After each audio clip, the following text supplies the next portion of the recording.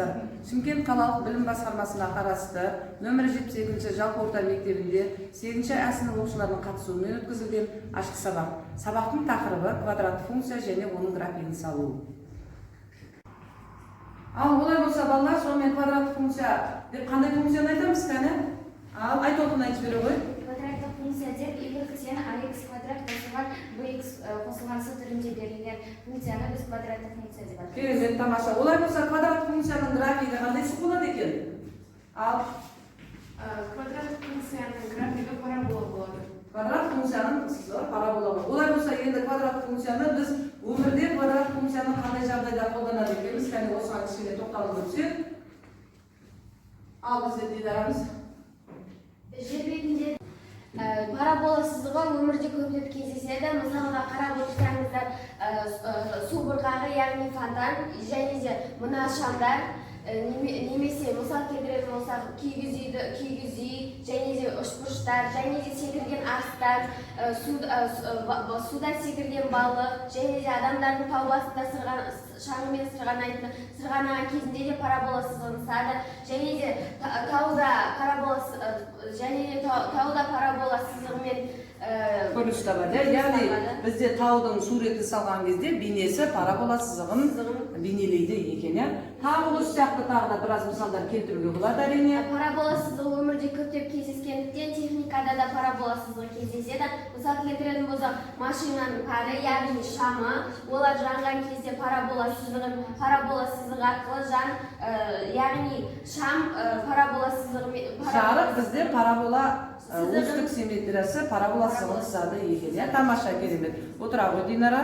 Балалар, осы параболаға байланысты біз бүгін графигін сызып үйренейік. Бірінші топтың тапсырмасы, екінші топқа біздер мына функцияның сызбасын тақтаға жазамыз, және тақтада координаталық жазықтықта берілген параболаның графигін табатын боламыз.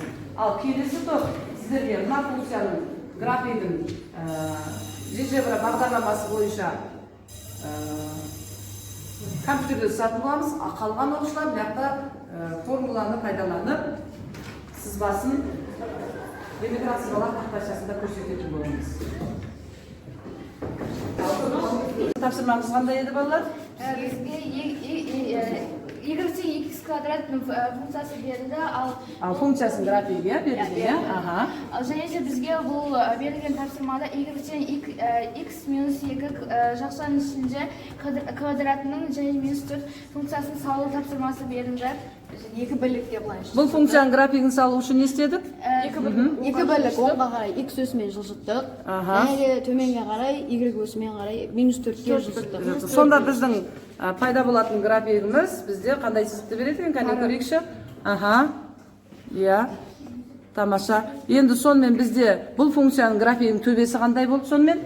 X өсінде X өсінде екі бірлік оңға жылжытса, ал y өсімен минус 4. Яғни y өсімен төмен қарай 4 бірлік жылжыған екен, тамаша. Міне сонда біздің графигіміздің төбесі 2-де минус 4 болып тұр екен, тамаша. Ал енді біздің келесі тапсырмамыз қандай екен? Бізде координаталық жазықтықта параболаның түрлендірген кездегі формуласын табу берілген болды. Иә, бізде дайын парабола беріліп тұр, иә? Ең біріншіден біз оның m-мен төбесін тауып алдық. Бұл жерде m минус 3-ке, ал m минус 6-ға болды. Координаталық жазықтықта параболаның түрлендірген кездегі формуласын табу берілген болатын. Біз ең біріншіден оның m төбесін тауып алдық. Бұл жерде m минус 3-ке, ал n минус 6-ға тең болды. Және де біз осы төбелерін тауып алғаннан кейін y-тен a көбейтілген x минус m квадрат плюс n формуласы бойынша оның формуласын таптық. Формуласы мына жақта сияқты. Сонымен бізде қандай функция шықты? y-тен x плюс 3 квадрат минус 6. Алтыншы, тамаша. Әрі қарай келесі топтың жұмысын көретін болсақ, бізге қандай функция берілді? Бізге берілген тапсырма y-тен 3-1 x қосылған 4 квадрат қосылған 3 функция графигі берілген болатын. Осыны алдымен біз салу үшін y-тен 3-1 x квадраттың графигін салып алдық. Одан кейін n-ге назар аудардық. n нешеге екен? n 4 болғандықтан оны x өсімен 4 бірлікке жылжыттық.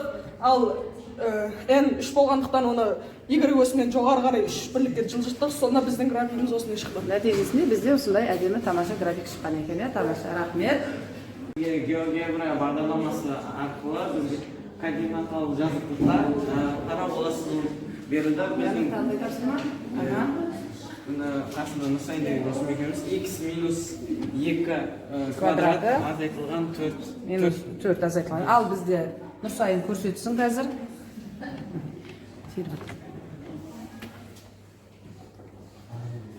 Olsun neticesinde bizde ne?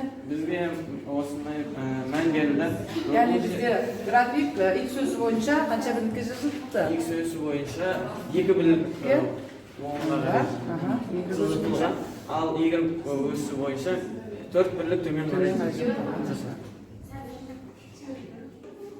Bizga berilgan topshirma GeoGebra бағдарламасы арқылы 2 x plus 1 kvadrat plus 3 funksиясын салу.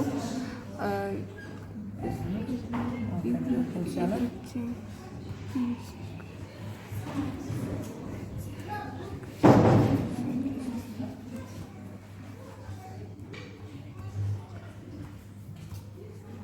Солай біздің графигіміз шығады. Нәтижесінде бізде біздің функциямыздың бірінші қай функцияның графигі салынып, -2x квадрат функциясы график салынды. Сосын одан кейін біз оны бір бөлікке солға қарай x осі бойынша және 3 бөлікке жоғары y осі бойынша жылжыттық.